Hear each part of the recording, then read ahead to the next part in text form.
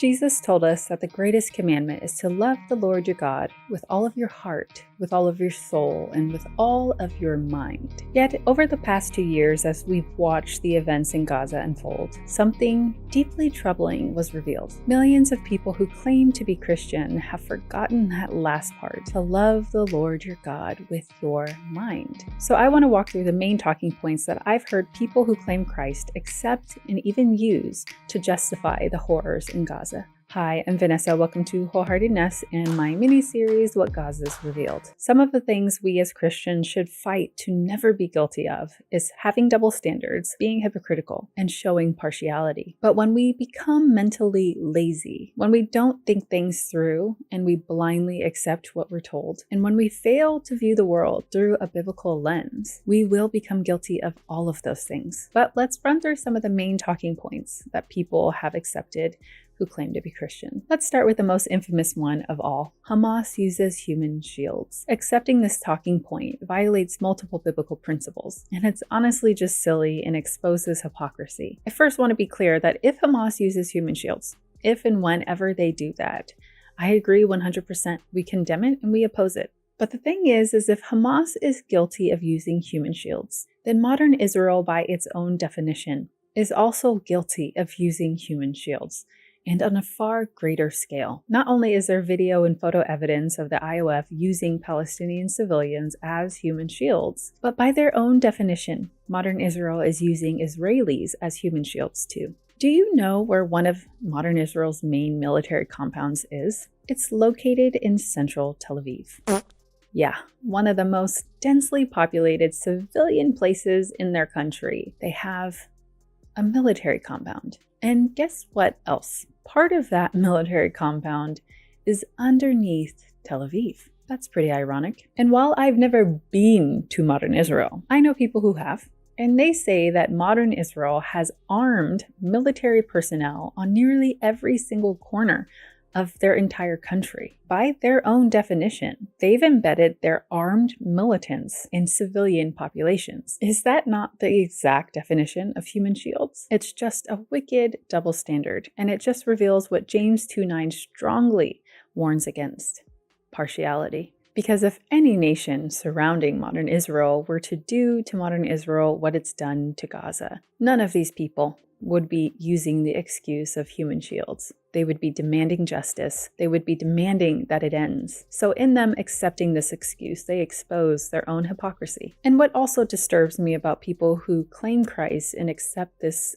very godless and mindless excuse is that they use it to portray modern Israel as if they're some kind of victim, like they've been forced against their will and like they had no other choice but to kill civilians, break international laws, starve an entire population, target children with snipers, to bomb civilians in places they promised them safety, and like they have just been forced to do terrorist things. It's a distortion of reality that goes to such great lengths to really just pervert justice and to give a false testimony about modern Israel's responsibility for their crimes. And last thing, this is just honestly a disgusting excuse, because at the core, it's essentially making the claim that when someone is used as a human shield against their will, that it strips them of their right to life and protection. Because the people who have accepted this mindlessness for Gaza would never accept this excuse if their family member or their own life were caught up in such a situation. The excuse of human shields would never be accepted by these people if it were to happen in America and a hospital were bombed or an apartment complex was leveled with everybody inside. For the Christian, we should hate the shedding of innocent blood, and we should despise and condemn those who do it,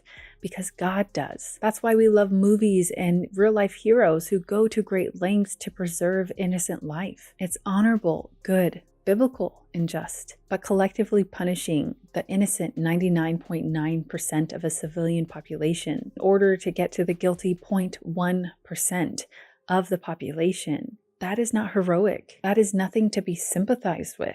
It's evil. Supporting this dangerous idea of essentially collective punishment violates what we learn in Ezekiel and Deuteronomy, that you do not punish the innocent for the sins of others. It doesn't matter if it's their father. It doesn't matter if it's their spouse. You do not hold the innocent accountable for the sins of others. And then the second excuse, well, they elected Hamas. People were saying this to justify the collective punishment taking place in Gaza because after all, they elected these people, so therefore I guess they're all collectively responsible for anything Hamas does. But not only is this a disgusting approval of collective punishment, but it also reveals these people's ignorance to the facts and the demographics of Gaza, because half of Gaza is 18 years old and younger. And Hamas was elected in 2005, so 20 years ago, and there hasn't been any elections since. So that means most people today who live in Gaza were not even alive when Hamas was elected, or they just weren't old enough to vote. This sets another dangerous and really demonic precedent because these people are essentially supporting the idea that people's opinions make them worthy of death. Yet the stunning irony, after using this excuse for 2 years, many of those same people were outraged when Charlie Kirk was murdered for his political and personal views. And last thing with this one is these people are clearly ignorant to the facts, or they're just totally trying to ignore them. Because modern Israel's leadership, so Netanyahu and other PMs, they wanted Hamas to take power because they wanted to avoid peace. They meddled in Gaza's elections to ensure the likes of Hamas made it into power. Not to mention again that Netanyahu was funneling millions of dollars to Hamas after they took office. That sounds pretty supportive to me. And you know those charges against Netanyahu that Donald Trump has been begging Israelis to drop? Yeah, that's what it's all about. Boy, do we live in a crazy, topsy-turvy world. Now, what about this claim that we hear most often? Israel has a right to defend itself. Now, of course, I agree that any innocent person has the right to defend themselves, but mass murdering civilians, bombing nearly every hospital, using starvation as a weapon of war, withholding baby formula and high-protein foods from children that they have starved and malnourished, preventing people that they have injured from leaving Gaza to receive life-saving care and instead leaving them to die from treatable injuries, that's not self-defense. That's collective punishment and the textbook definition of terrorism. But I'll let Netanyahu explain that one for you. Because what terrorists do is target the innocent deliberately. And therefore my definition of terrorism is the systematic and deliberate attack, the murder, maiming, and menacing of innocents, of civilians, for political goals. And then there's the release the hostages. Thankfully, at this point, all of the living hostages have been released. But people even make the claims that if Hamas had just released the hostages, that this would have been over a long time ago. But one, all the hostages, except for the deceased ones, are now back in modern Israel. And yet, what is still happening to this day? There has been over 125 violations of the ceasefire by modern Israel. Hundreds of people have been murdered by bombs by modern Israel. Not really much of a ceasefire, and doesn't really seem like modern Israel intends to stop. To me, it seems like hostages or not, modern Israel is looking for every opportunity to murder Palestinians. And what people haven't realized when they say this excuse, that they're really revealing something that's terrifying once again about themselves. Because essentially the line of logic that these people were using is as long as Hamas has Israeli hostages, mass murder, collective punishment using starvation as a weapon of war, it's all justified, which further proves that they don't see the world in a biblical way, because that shows that they don't value human life equally, though ironically many of them claim to be pro-life.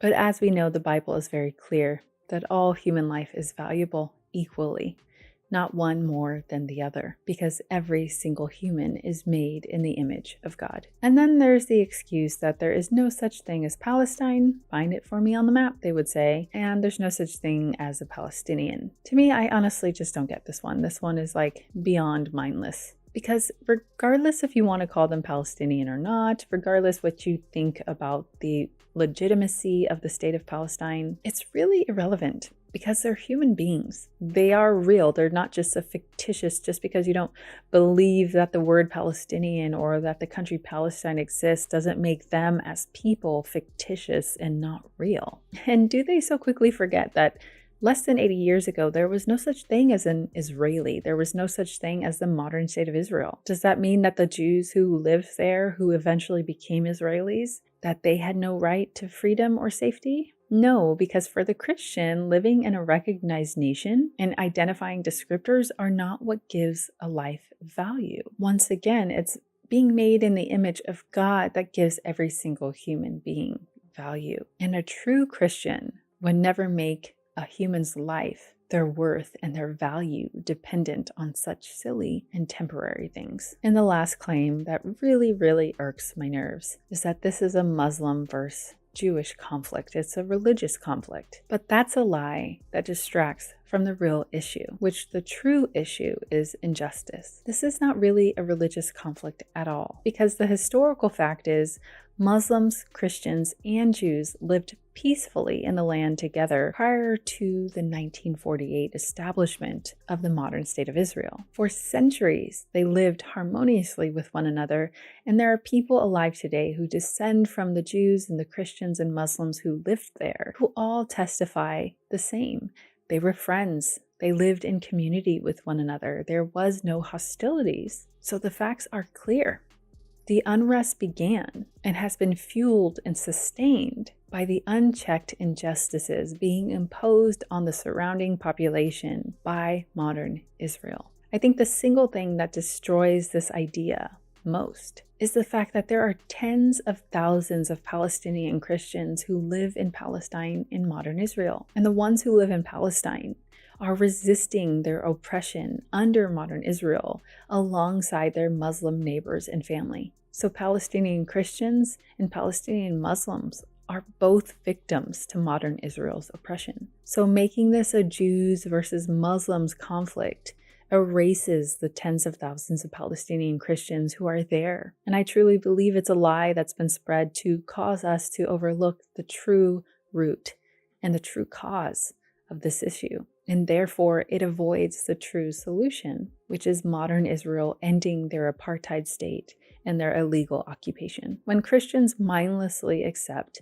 these talking points that are void of biblical principles, biblical truth, and that are supporting essentially really demonic and disgusting ideas, they are participating with modern Israel in their crimes, their oppression, and their injustice. Exodus 23, 1-2 reminds us. It tells us to never give false reports, to not join hands with wicked men, and therefore being a malicious witness. It tells us not to fall in with those who do evil. And I'm afraid that's exactly what these people have been doing for the last 2 years and perhaps for decades. True Christians do not pervert justice, they pursue it. And we've been called by God to love Him with our minds. So if you claim Christ and you've been guilty of using some of these excuses, I want you to consider something. The Bible tells us that the Spirit of the Lord leads us into all truth. And we also know that God knows end from beginning. He knows all things,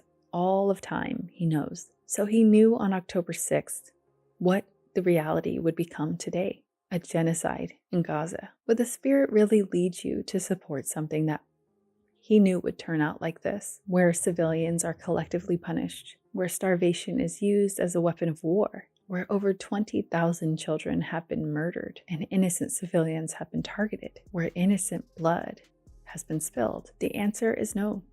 He would not, and He did not, because that would bring shame to His name, and we know how He feels about the glory of His name. So that begs the question that I pray you will ask yourself. What or who is really shaping your life and your worldview? But thanks so much for watching. If you found this helpful or you think somebody in your life might find it helpful, I hope you would share it with them. But thank you for being here, and I will see you next time.